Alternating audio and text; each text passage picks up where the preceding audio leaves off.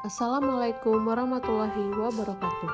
Hai teman-teman semuanya, perkenalkan nama saya Anggi Sri Cipta Yulianti. Saya merupakan salah satu peserta Latsar di PPSDM Bukit Tinggi tahun 2023, Angkatan 3, Kelompok 3. Pada video kali ini, saya akan menampilkan role model ASN pada instansi tempat saya bekerja, serta saya akan berbagi pengalaman saat Latsar dengan metode blended learning. Manajemen ASN merupakan pengelolaan ASN untuk menghasilkan pegawai ASN yang profesional, memiliki nilai dasar etika profesi, bebas dan intervensi publik, dan bersih dari politik KKN. Sedangkan Smart ASN adalah kecakapan literasi digital pegawai ASN dan kemampuan bermedia digital dengan penuh tanggung jawab. Role model atau sosok teladan yang saya pilih pada kesempatan kali ini adalah Ibu Haja Nilmah.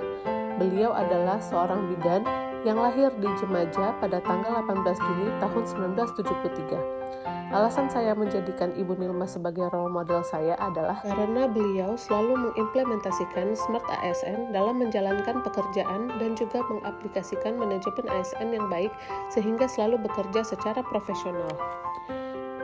Pembelajaran role model dari segi manajemen ASN adalah beliau profesional dalam mengerjakan setiap tugas, beliau ramah dalam berinteraksi dengan pegawai tanpa membeda-bedakan latar belakang, beliau tegas dalam memimpin bawahan, beliau mendukung pegawai lain untuk mengembangkan kompetensi masing-masing yang dimiliki pegawai, serta beliau selalu berkoordinasi dan mengkomunikasikan tugas dengan baik.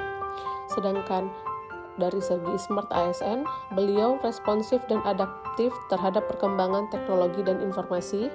Beliau proaktif dalam memimpin rapat, memberikan banyak pengetahuan pada pegawai baik berupa pengetahuan terkait kompetensi bidang maupun di luar hal tersebut. Serta beliau memiliki literasi digital yang baik sehingga dapat mempercepat proses koordinasi tim. Latsar merupakan singkatan dari Pelatihan Dasar Calon Pegawai Negeri Sipil. Latsar kali ini berbeda dengan latsar-latsar sebelumnya loh, karena menggunakan metode blended learning untuk metode pembelajarannya.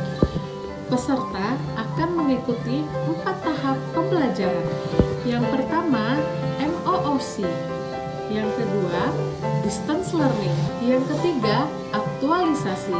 Dan yang terakhir adalah klasikal.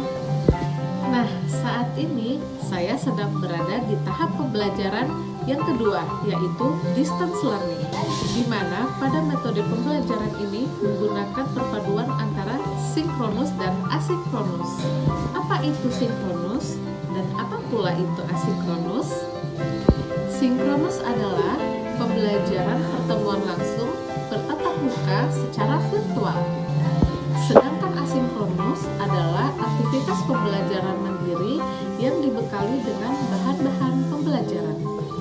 Kelebihan pembelajaran secara asinkronus. Yang pertama, dapat mendorong peserta untuk belajar mandiri dan fleksibel, serta bisa dilakukan dimanapun dan kapanpun. Yang kedua, peserta dapat melakukan pembelajaran sesuai karakteristik sendiri karena bersifat individual. Yang ketiga, dapat mengakses berbagai informasi dengan cepat dan mudah. Dan yang keempat, belajar bisa lebih mudah dan santai.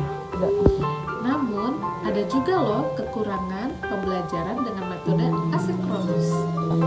Yang pertama, berhasil atau tidaknya sebuah pembelajaran itu tergantung dari motivasi diri kita sendiri dan kemandirian. Yang kedua, akses untuk bertanya tidak ada. Karena itu, jika ada materi yang kurang kita pahami, harus kita tunda dahulu.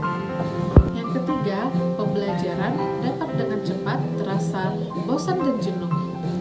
Sedangkan kelebihan untuk metode pembelajaran sinkronus adalah yang pertama, pembelajaran terasa lebih aktif dan interaktif. Yang kedua, peserta dapat melakukan pertanyaan secara langsung kepada pemateri. Yang ketiga, kita dapat mendapatkan materi yang semaksimal mungkin dari pemateri. Seperti metode asinkronus, metode secara sinkronus juga ada kekurangannya loh.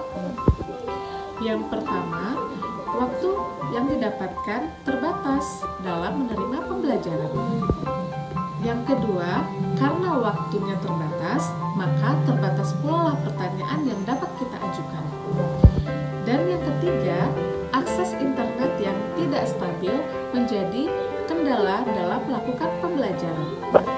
Jadi, pembelajaran yang dilakukan secara sinkronus dan asinkronus dapat terlaksana dengan baik apabila adanya keaktifan dari peserta yang mengakses informasi dari berbagai sumber. Dan tentunya dapat diimplementasikan secara akurat dan tepat. Sekian pengalaman dari saya, ditunggu pengalaman dari teman-teman sekalian ya. Akhir kata, saya pamit